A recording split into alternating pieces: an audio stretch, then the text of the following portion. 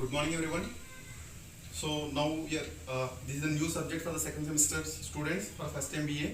Research methodology for management, very much important subject for the examination point of view as well as the project research point of view. Okay, we will discuss the syllabus one by one.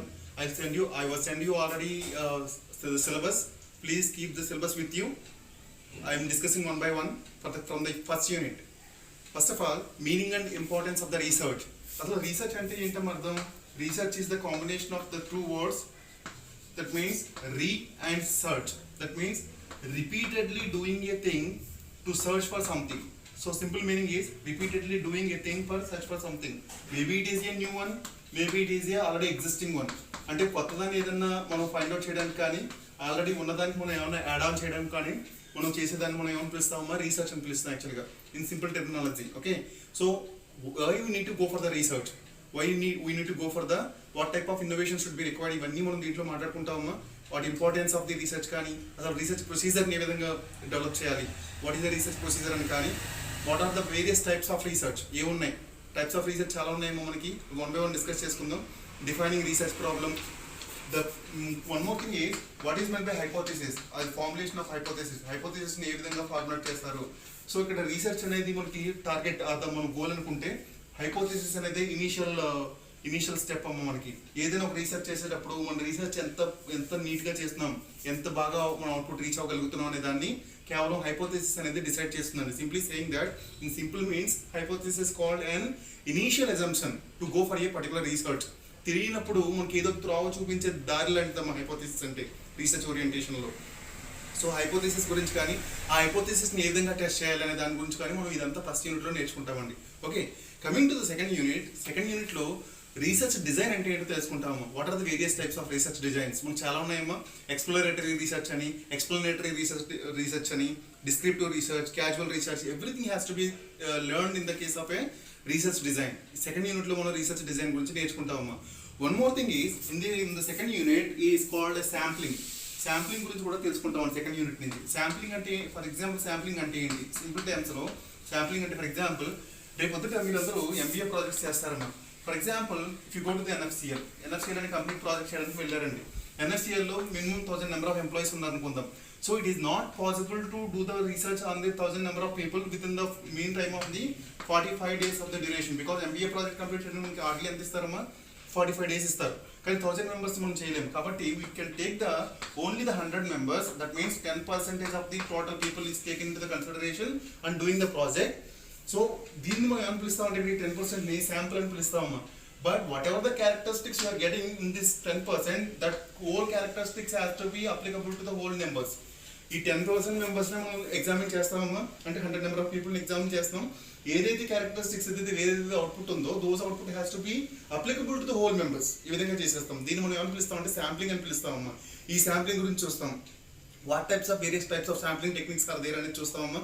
మనకు చాలా రకాలు ఉన్నాయండి. Probability sampling technique అని కానీ, non probability sampling technique అని కానీ, మళ్ళీ probability sampling టెక్నిక్లో సింపుల్ ర్యాండమ్ శాంప్లింగ్ టెక్నిక్ అని, స్ట్రాటిఫైడ్ అని, క్లస్టర్ శాంప్లింగ్ టెక్నిక్స్ అని, n number of techniques are there. Every technique has to be explain in a detail manner in the second unit. It is very important topic from the second unit point of view. Next go to third unit. Third యూనిట్లో data collection అనేది ఉందమ్మా. మనకి data కలెక్షన్లో మనకు ప్రైమ్గా మనకు తెలియవలసింది ఏంటంటే from the third unit data కలెక్షన్లో ఇక్కడ మనకి డేటా ఎప్పుడు కూడా 2 రకాలుగా ఉంటుందమ్మా. First one is primary data and the second one is secondary data. అంటే 2 రకాల డేటాలు ఉంటాయి మనకి ఎప్పుడు కూడా. సో అసలు ప్రైమరీ డేటా అంటే ఏంటి, సెకండరీ డేటా అంటే ఏంటి మనం తెలుసుకోవాలి. కాబట్టి ప్రైమరీ డేటా అంటే first hand information that is collected only for the purpose of your project. Me project కోసం మీరు కలెక్ట్ చేస్తూ ఉన్న first hand information primary data అని. సెకండరీ డేటా అంటే ఏంటంటే already collected data for the other use. ఏదో use కోసం వాళ్ళు కలెక్ట్ చేసుకున్నారు, బట్ మనకి ఏదో రిక్వైర్మెంట్ అందులోంచి కొంత డేటా మనకు కావాల్సింది ఉంది కాబట్టి మనం తీసుకుని వాడుకుంటూ ఉన్నాం. That is called secondary data. What is mean by primary data, what is mean by secondary data, ఇవన్నీ వాటిలో చూస్తామమ్మా.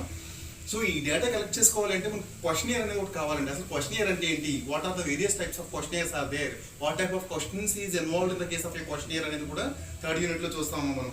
నెక్స్ట్ క్వశ్చనియర్ అనేది చాలా ఇంపార్టెంట్ మెథడ్ అమ్మా. మనకి ఎప్పుడైనా సరే ఒక రీసెర్చ్ చేసేటప్పుడు first of all the preliminary thing is to develop a questionnaire. ఆ క్వశ్చనియర్ డెవలప్ చేస్తూ ఉన్నప్పుడు there are various types of scaling techniques has to be used in that case of a questionnaire. చాలా scaling techniques మనం వాడతాం అమ్మా. ఇక్కడ nominal scale అని కానీ, ఆర్డినల్ స్కేల్ అని కానీ, రేషియో స్కేల్ అని కానీ, ఇంటర్వల్ స్కేల్ అని కానీ, గట్మెన్ స్కేల్ అని కానీ, లికర్ట్ స్కేల్ అని కానీ, సిమెట్రిక్ డిఫరెన్షియల్ స్కేల్ అని కానీ, n number of scaling techniques will be use in the case of designing a questionnaire. ఏ స్కేలింగ్ టెక్నిక్స్ వాడాలి, ఎట్లా వాడాలి, అసలు క్వశ్చనియర్ ఏ విధంగా ఫ్రేమ్ చేసుకోవాలి, what types of questionnaires are there, everything has to be explained in the case of a third unit. థర్డ్ యూనిట్ లో మనం ఇవన్నీ చూస్తామమ్మా. Coming to the fourth unit, after collecting the data, questionnaire తయారు. So after completion of third unit, we are going for the fourth unit. In this fourth unit, so third unit లో ఏం చేస్తాము మనం, యాక్చువల్గా డేటా కలెక్షన్లో data collection ఎట్లా చేయాలి, primary data అంటే ఏంటి, సెకండరీ డేటా అంటే ఏంటి, డేటా కలెక్షన్కి ఏమైనా టూల్స్ ఉన్నాయా, క్వశ్చనియర్స్ కానీ, క్వశ్చనియర్ నుంచి డేటా ఏ విధంగా కలెక్ట్ చేసుకోవాలి అన్ని చూస్తున్నామమ్మా. Coming to the fourth unit, once we collect the data, ఎప్పుడైనా సరే డేటా అంతా కలెక్ట్ చేసిన తర్వాత మనం కలెక్ట్ చేసిన డేటాని ఏమని పిలుస్తామమ్మా, raw data, not a processed data. Data అనేది ఎప్పుడు కూడా రా ఫార్మేట్లో ఉంటుందండి. So that data is to be edited, that data is to be, data edit చేసిన తర్వాత ఏం చేస్తాము, కోడింగ్ చేస్తామండి. కోడింగ్ ఆఫ్ ది డేటా చేసిన తర్వాత ఏం చేస్తామండి, క్లాసిఫికేషన్ చేస్తాము. క్లాసిఫికేషన్ తర్వాత ఏం చేస్తామమ్మా, ట్యాబులేషన్ చేస్తాం. ఈ విధంగా డేటా అనేది కలెక్షన్ అయిపోయిన తర్వాత what ever the various steps is to be followed to make the data in proper format is comes under the unit 4. ఇది యూనిట్ 4 లో నేర్చుకుంటాము మనం. ఈ డేటాను ప్రజెంటేషన్ చేయడానికి ట్యాబులేషన్ కాకుండా what of the various types of diagrammatic representations are there, pie charts కానీ, bar charts కానీ, వాటి అన్నింటి గురించి కూడా మనం ఫోర్త్ యూనిట్లో నేర్చుకుంటామమ్మా.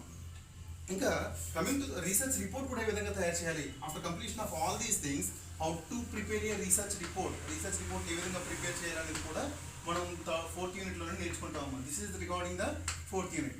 Coming to the unit 5, for fifth యూనిట్లో మనకి వేరియస్ టైప్స్ ఆఫ్ టెస్ట్స్ ఉన్నాయమ్మా. సో అందుకే మనం మెథడాలజీ ఫర్ ద మేనేజ్మెంట్ అని పిలుచుకున్నామండి. ఏ టెస్ట్లు ఉన్నాయి, there are various number of tests are there. For example chi-square test అని కానీ, ఎనోవా టెస్ట్లను కానీ, మల్టీవేరియేట్ అనాలిసిస్ టెస్ట్లను కానీ, స్పిన్ రో టెస్ట్ అని కానీ, there are various number of tests are there to calculate the data, to take the data and make the data as a in a processed form. ఏ విధంగా calculate చేయాలి, what are the various types of methods are there to do the data to the processor format అనేది అన్నీ కూడా మనం 5th యూనిట్లో చూస్తామమ్మా. దీంట్లో చాలా మెథడ్స్ ఉన్నాయి, ఇవన్నీ కూడా 1 by 1 మనం డిస్కస్ చేసుకుంటూ వెళ్తాము. Okay, this is the syllabus explanation for the research methodology for the management. Okay, will see the from the first unit.